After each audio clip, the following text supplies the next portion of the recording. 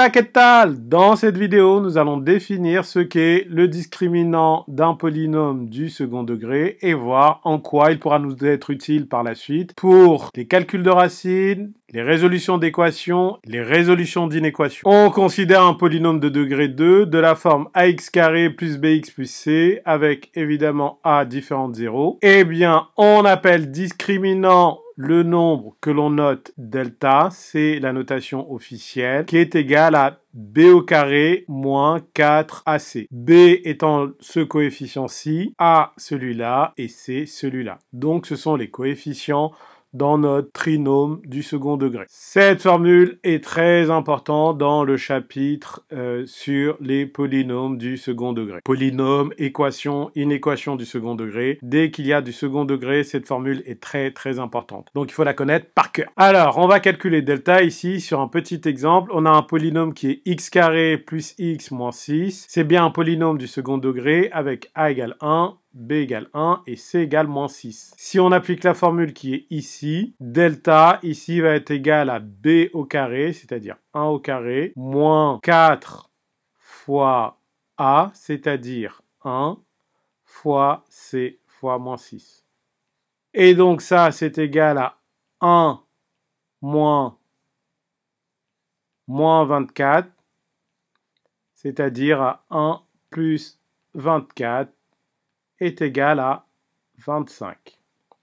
Donc, le discriminant de ce polynôme du second degré est égal à 25. La question que vous devez vous poser, c'est à quoi cela nous avance-t-il? Eh bien, le nom de discriminant n'est pas choisi tout à fait au hasard. Un discriminant, c'est un peu comme un videur devant une boîte de nuit. C'est lui qui discrimine, qui dit qui rentre et qui rentre pas. Dans ce cas-ci, delta discrimine sur le nombre de racines qu'a le polynôme ou le nombre de solutions éventuelles qu'a l'équation du second degré. Eh ouais. Si le discriminant est négatif, eh bien le polynôme n'a pas de racine réelle. Si le discriminant est strictement égal à 0, alors le polynôme possède une racine double. Ça veut dire qu'il existe un unique nombre pour lequel le polynôme va s'annuler. Et ce nombre pour lequel le polynôme peut s'annuler est égal à moins b sur 2a. ba étant les coefficients que l'on a dans l'expression ax carré plus bx plus c. Enfin, le dernier cas de figure,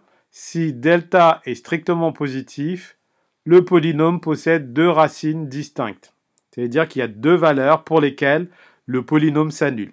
La première, c'est x1, qui est égal à moins b, moins racine de delta sur 2a, et x2, qui est égal à moins b, plus racine de delta sur 2a. Dans cette vidéo, on ne fait que donner les cas et les formules, mais rassurez-vous, les formules seront réutilisées dans plusieurs vidéos par la suite. Donc, vous aurez le temps de vous familiariser avec ces formules, de les appliquer et de bien les retenir.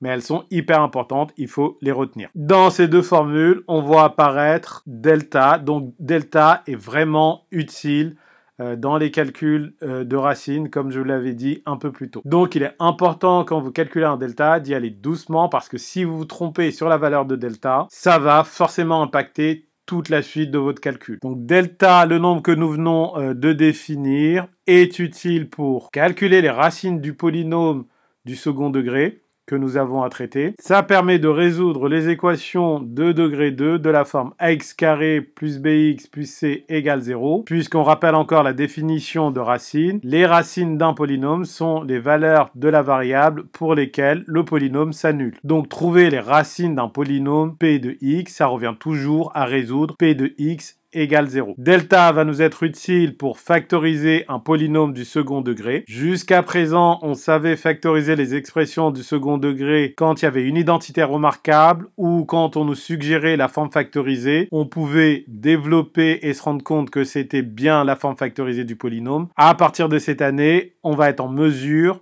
de factoriser rigoureusement et systématiquement tous les polynômes du second degré, à condition qu'ils soient factorisables, puisqu'ils ne le sont pas tous. Delta va nous permettre de déterminer le signe d'un polynôme de degré 2, et ce qui est lié, résoudre les inéquations du second degré. Alors rassurez-vous, tous ces thèmes, tous ces petits points seront traités chacun dans une vidéo spécifique. Ici, on ne fait que lister les différents cas pour lesquels le calcul de delta va nous être utile, nécessaire. Voilà, cette vidéo est à présent terminée. À très bientôt.